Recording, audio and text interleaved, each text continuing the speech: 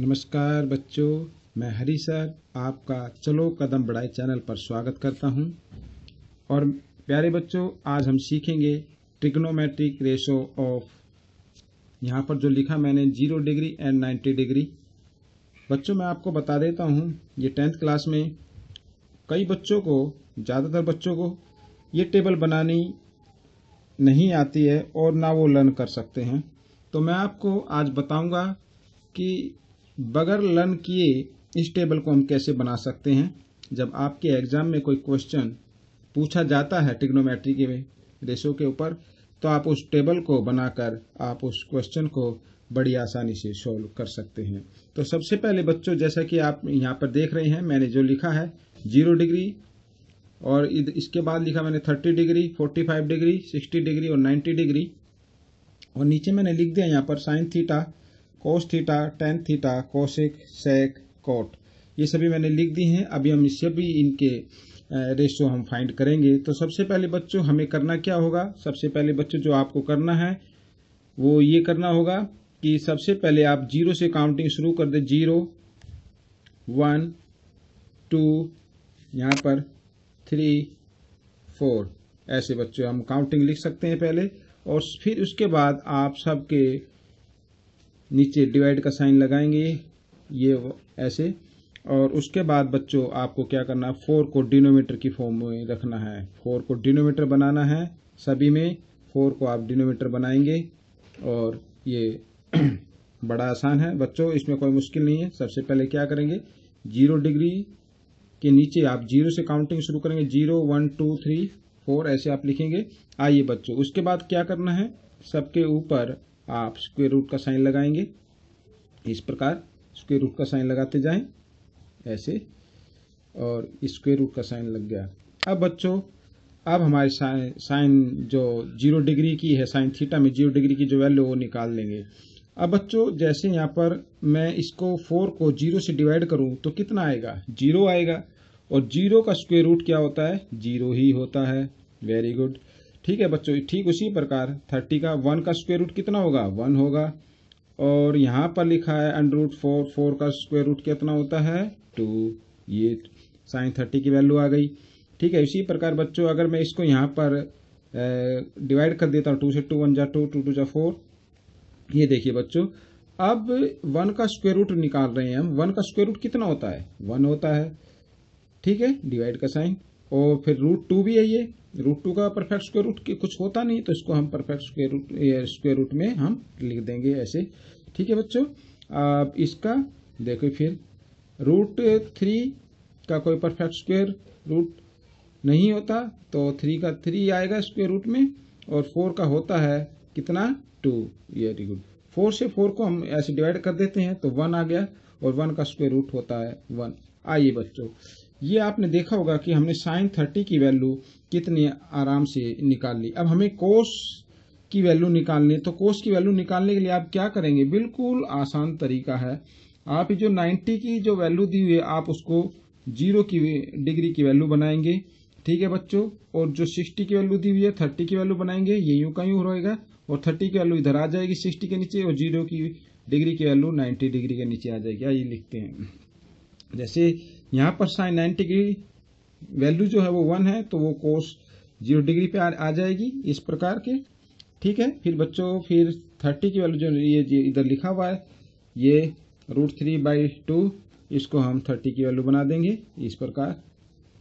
√3/2 कोस 30 की वैल्यू हो गई। ये यूं का यूं आएगा नीचे 1√2, और ये 1/2 60 की वैल्यू बन जाएगी ऐसे।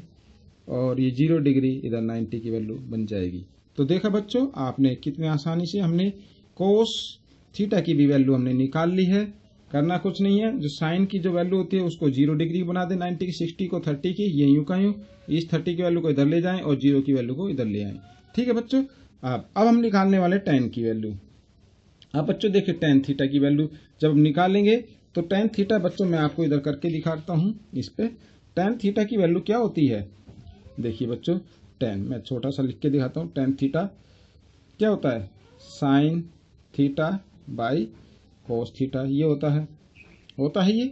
ठीक है, और इसको हम इस प्रकार भी लिख सकते हैं। देखिए बच्चों, आसानी से बता रहा हूँ मैं, ताकि आप उस तरीके से, जिस तरीके से मैं बता रहा हूँ, आसानी से सीख जाए। इस डिवाइड का मतलब होता है डिवाइड का ये साइन, और इधर लिख सकते हैं कोस थीटा। ठीक है बच्चों, अब देखिए tan, हमें थीटा की वैल्यू जो निकालें 0 डिग्री पे निकालें तो क्या होता है, साइन की वैल्यू कितनी है 0 डिवाइड, और कोस की वैल्यू कितनी है 1, तो 1 0 को जब 1 से डिवाइड करें तो कितना आएगा 0 आएगा। तो tan, यहां पर हम देख रहे हैं tan 0 डिग्री की वैल्यू कितनी होगी, कितनी होगी बताओ 0 डिग्री। Very good. अब आगे देखते हैं, यहां पर मैं करके दिखाता हूं। फिर tan 30 की वैल्यू निकाल रहे हैं। ठीक है, अब उसमें भी क्या करना है, साइन थीटा कितना है 1/2। ठीक है, डिवाइड कोस थीटा, क्या कोस 30 कितना है √3/2। अब हमें करना क्या है 1/2, डिवाइड का साइन मल्टीप्लाई में चेंज करना है, और मल्टीप्लाई डिवाइड का साइन से जो नेक्स्ट नंबर होता है उसका आप रेसिप्रोकल कर देंगे इस प्रकार। यहाँ पर ये देखिए 2 से 2 हमने कैंसिल कर दिया, और क्या बच गया 1/√3। तो tan 30 की वैल्यू कितनी आ गई, यहां पर मैं लिख देता हूं 1/√3। ठीक है, आप tan 45 की वैल्यू निकालेंगे, यहां पर मैं निकाल के दिखाता हूं आपको। tan 45 की वैल्यू क्या होगा, साइन की वैल्यू जो 45 पे 1/2 डिवाइड का साइन, और यहां पर मैं इसका लिख देता हूं ऐसे, और cos 45 की वैल्यू 1/√2। ये आप इसको करें आगे 1/√2 डिवाइड का साइन मल्टीप्लाई में, और नेक्स्ट नंबर का क्या करना है रेसिप्रोकल कर देना है इस प्रकार। अब देखिए बच्चों 2 से √2 काट देते हैं हम, मल्टीप्लाई में न्यूमरेटर से डिनोमिनेटर कट जाता, तो क्या बच गया 1 बच गया। तो इसकी वैल्यू कितनी आने वाली है 1 आने वाली है। ये देखिए, ये मैंने यहाँ पर लिख दिया 1। ठीक है बच्चों, अब हम किसकी निकालेंगे, tan 60 की वैल्यू निकालेंगे। इधर मैं लिख देता हूँ छोटा सा, देखिए tan 60 क्या होगा, sin 60 की वैल्यू लिखिए √3/2। ठीक है, डिवाइड का साइन लगाए, फिर cos 60 की वैल्यू लिखिए 1/2। ठीक है, आप इसको क्या करना है, जैसे अभी करते आए हैं, डिवाइड का साइन मल्टीप्लाई में, और डिवाइड से नेक्स्ट नंबर का क्या करना है रेसिप्रोकल करना है। 2 से 2 कट गया, ऊपर क्या बच गया √3 आ गया। तो बच्चों इसकी वैल्यू कितनी आ गई √3 आ गई, ये यहाँ पर √3 आ गई। ठीक है बच्चों, अब फिर 90 की वैल्यू निकाल रहे हैं, 90 की वैल्यू निकालते हैं, चलो देखते हैं क्या होगा। इधर मैं इधर करके दिखा देता हूँ tan 90। देखिए वही तरीका, sin 90 की वैल्यू को डिवाइड करेंगे cos 90 की वैल्यू से। अब देखिए बच्चों, इसका मतलब हम इसको इस प्रकार भी लिख सकते हैं। आपको एक ध्यान रखना है बच्चों, जब भी किसी फ्रैक्शन में या रैशनल नंबर में 0 डिनोमिनेटर के रूप में आता है तो उसका मतलब है नॉट डिफाइंड। क्या लिखना है, नॉट डिफाइंड। यहां पर लिख देंगे नॉट, ये देखिए यहां पर मैं लिख रहा हूं नॉट डिफाइंड। ठीक है, नॉट डिफाइंड, ये मैं लिख देता हूं ऐसे। ठीक है, हो गया, बिल्कुल ठीक है। अच्छा, अब हमें निकालनी कोशिक 30 की वैल्यू, 0 डिग्री की वैल्यू निकालेंगे पहले। अब कोशिक में क्या होता है, जो साइन की वैल्यू है उसका रेसिप्रोकल करना होता है, और साइन की वैल्यू कितनी है यहाँ पर, ये देखिए साइन की वैल्यू कितनी है 0 डिग्री। इसके नीचे 1 मान के अगर हम इसका रेसिप्रोकल करें तो कितना आएगा 1/0, फिर 0 आ गया। डिनोमिनेटर 0 के फॉर्म में होता है तो इसका मतलब क्या होना है, नॉट डिफाइंड। में यहाँ लिख देता हूं नॉट डिफाइंड, मैं छोटा डी बना देता हूं, इसे डिफाइंड मान लेना, नॉट डिफाइंड, यानी इसकी हम वैल्यू फाइंड नहीं कर सकते। ठीक है, अच्छा इसमें cos 30 में इसका रेसिप्रोकल हो जाएगा sin 30 का √2। ठीक है, इसमें भी फिर उसका रेसिप्रोकल हो जाएगा, सॉरी यहाँ पर ये गलती से हो गया, माफ कीजिए, यहाँ पर 1/2 की 2 हो जाएगा, और इसका हो जाएगा 45 का √2, और इसका हो जाएगा जो हम इधर लिख रहे हैं। ठीक है, कोसेक 60 की वैल्यू उसका हो जाएगा 2/√3, ये 2/√3। ठीक है, अब साइन इसका कितना हो जाएगा, 1 का रेसिप्रोकल कितना होता है 1 ही होता है। ठीक है बच्चों, ये समझ में आ गया होगा। अब सेक का हमें कोशिक जो है उसका रेसिप्रोकल लिखना है, 1 का रेसिप्रोकल कितना होता है 1 होता है। ठीक है, अच्छा, तो इसमें जो इसकी वैल्यू दी हुई है cos 30 की √3/2, तो इसका रेसिप्रोकल कितना होगा 2/√3। ठीक है, ये लिख दिया मैंने। ठीक है, और इसका कितना होगा √2 होने वाला है इसका तो। ठीक है, और उसके बाद 1/2 का रेसिप्रोकल 2।